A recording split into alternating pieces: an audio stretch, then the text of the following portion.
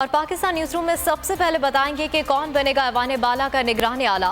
फैसले की घड़ी आन पहुंची। चेयरमैन सेनेट के इंतखाब के लिए मैदान आज सजेगा। हुकूमत और अपोजिशन दोनों ही अपने अपने उम्मीदवारों के लिए पुरुमीद है।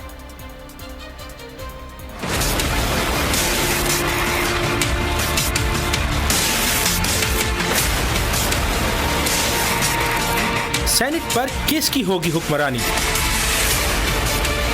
सादिक संजरानी की बरकरार रहेगी राजधानी, सेनेटर साहिबान please order in the house, या हासिल वज़ीर की कामयाबी से बढ़ेगी हुकूमती परेशानी?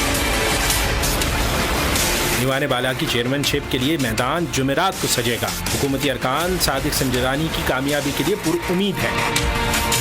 वहीं हिज़्ब इख्तिलाफ में भी हासिल वज़ीर के लिए हिमायत हासिल करने की सरतोड़ कोशिशें कर रही है।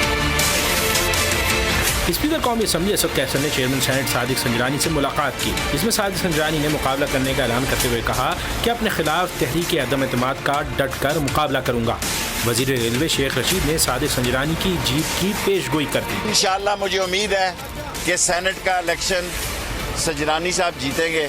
बजाय शर्मिंदा होने के ये टार्जन बनने की कोशिश कर रहे हैं, ये मारे जाएंगे सियासी तौर पे।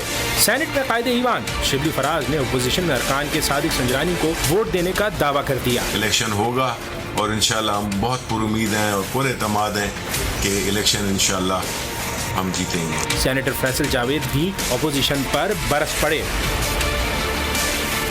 उन्होंने कहा, उम्मीद है अरकान सेनेट गैर जमहूरी दो खानदानों की गुलामी का तौक उतार कर फेंकेंगे।